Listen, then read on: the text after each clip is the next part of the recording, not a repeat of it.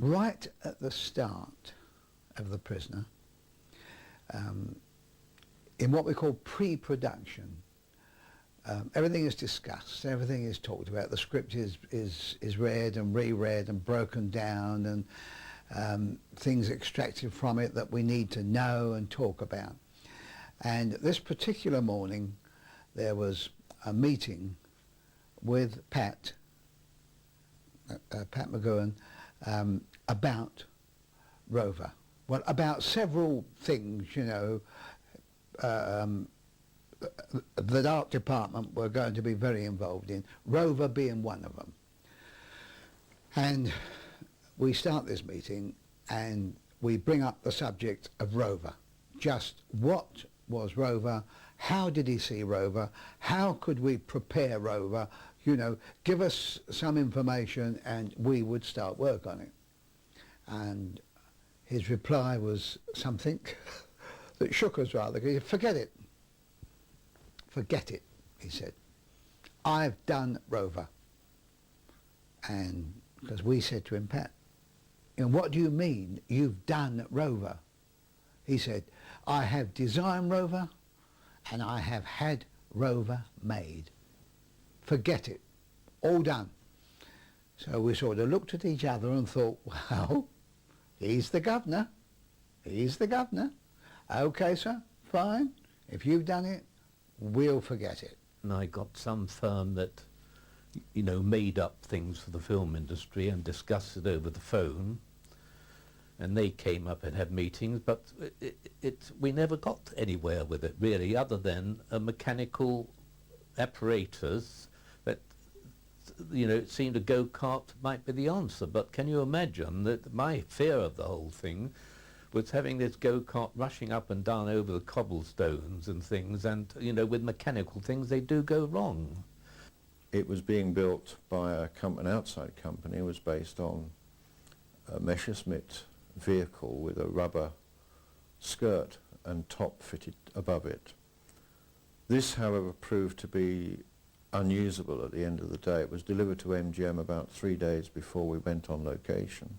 And eventually, about the Wednesday, I would say, somewhere around about the Wednesday before they moved off over the weekend up to the location, he said,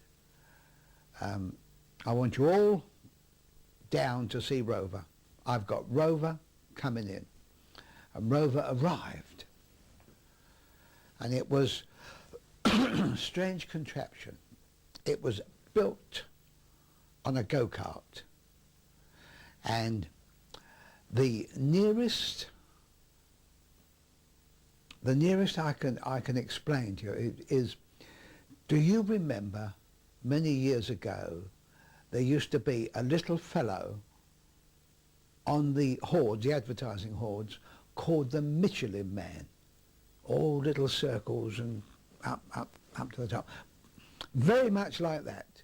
Yeah, very much like that. But what Pat had done, he'd got a wooden ball, cut it in half, and drawn these little things on it that he wanted, and given this to whoever he had contracted to make this, and they came up with this Rover. So we said, fine. We saw it. It was driven around the studio, up and down, little tiny man inside, driven.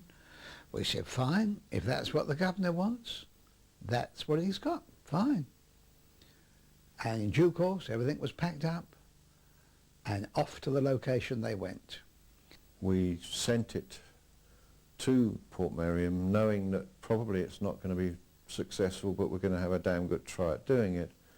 We all worked very hard, the prop men and everybody, stuntmen, stunt drivers, on supposedly the days off when we travelled and arrived on the Friday, immediately unloading Rover and trying to get it working. We were starting to try to make the thing go up and down curbs. It was very, the terrain at Port Miriam in particular, very hilly. And basically the machine would work on the flat, which meant it wasn't very successful at all.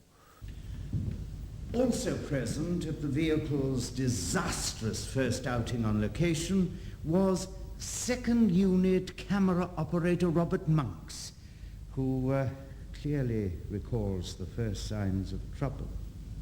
It appeared one day, we were only there a couple of days, and this thing appeared from what was the castle, or what was used as the hospital in it, and it came down this narrow road. It was in fact a go-kart. That's the thing used for kart racing.